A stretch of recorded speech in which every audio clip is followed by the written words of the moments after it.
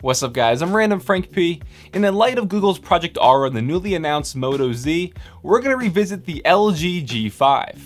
Why? Because it's been out for around 3 months now and we're starting to see a lot more modular smartphones come to the market. The LG G5 is a semi-modular smartphone that is really one of the first of its kind, but did they have the right idea when making this? First off, what makes this semi-modular is the fact that the bottom of the phone slides off. This allows for a few things. One is an easily replaceable battery. Then we have the LG Friends. Yeah, the name LG Friends is kind of odd, but you can buy the Friends to expand and build onto the usage of your smartphone. Things like the LG 360 Cam that allows your phone to have a 360-degree camera on it.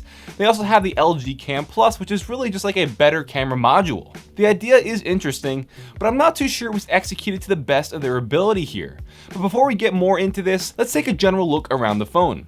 The G5 definitely strays away from the previous G series design language, with the metal body looking very simple and plain. The phone is on the bigger side at just under 6 inches tall, with a screen at 5.3 inches. The screen itself, by the way, is jaw-dropping, has a resolution of 1440 by 2560, and has 554 pixels per inch on this IPS LCD display. The colors are rich, the blacks are deep, and you can't spot a pixel to save your life. I'm definitely in awe of the screen. We have a Snapdragon 820 chip inside with 4 gigs of RAM and 32 gigs of internal storage, and the phone is lightning quick. Navigating menus and everyday usage was never sluggish, and it felt really fluid throughout. But now let's talk about one of my favorite things about this phone, and that is the camera on the G5. It is very similar to what we saw on the LG V10, and it gives you a ton of control in the manual mode. You can change focus, exposure, ISO control, the white balance, the shutter speed, everything you would typically manually adjust when shooting with a DSLR, you can on the G5, and this is for both video and photo mode. With an aperture of 1.8, your 16 megapixel photos will look very nice and crisp. But you'll notice on the back there are 2 cameras. That's because with the duo camera usage, you can get an ultra wide photo. You will see some distortion around the edges, but it's not horrible. The new field of view will be worth it. I've been using the G5 off and on for around 2 months now, and overall my opinion is pretty mixed. This obviously isn't a dedicated review to the phone, which is why I'm leaving out a lot of the little details. But more of a revisit, like I said earlier, with the announcement of the Moto Z. I don't feel like this should be a new installment in the G series, because this honestly just does not remind me of what we saw with the LG G3 and the G4. In fact, the V10 was much more along those lines, but I do give credit to LG for attempting to be one of the first to break into the modular smartphone market. We've seen replaceable batteries in the past on many smartphones, so it's hard to even really classify replacing batteries as something noteworthy or, modular, but the upgradable camera modules are pretty cool, but that's if you want to lay out the extra money for them. I'm just not a fan of the sliding mechanism on the bottom of the phone.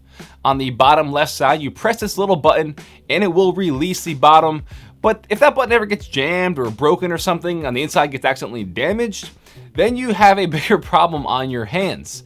I've already seen people online complain about the gap on the bottom of the phone, and while that hasn't really happened to me yet, I do have a problem every now and then with the base not really locking into place fully. So again, I give LG credit here for trying something new, but it shouldn't have been done in the flagship lineup of the G series. I think they came up just a bit short here, but it is just the beginning in the modular smartphone timeline. Hopefully down the road we'll see more smartphone companies adopt this and improve it. If you like the photos and wallpapers in this video, they are courtesy of Graphicstock, who without them this video wouldn't be possible. Go to graphicstock.com/YouTube or click the link in the description box down below to get your exclusive 7-day free trial. They have by far the largest unlimited download library for photos, graphics, vectors, and images on the internet, with over 300,000 available to you. During your 7-day free trial, you can download up to 140 pieces of content. You can also sign up for their annual $99 unlimited access plan to all of those images available to you. All memberships come with a 100% royalty-free agreement, which means you cannot get sued by the copyright holders for the usage of the photos, and you also can use all the content in your commercial projects. Again, I'll put the link in the description down below. Alright guys, that'll do it for my revisit of the LG G5, the semi-modular smartphone that's kind of paving the way for the rest. If you like this video, please give it a big thumbs up to show your support. Feel free to follow me on Twitter at randomfrankp. And lastly, don't forget to hit subscribe. I'll see you guys soon.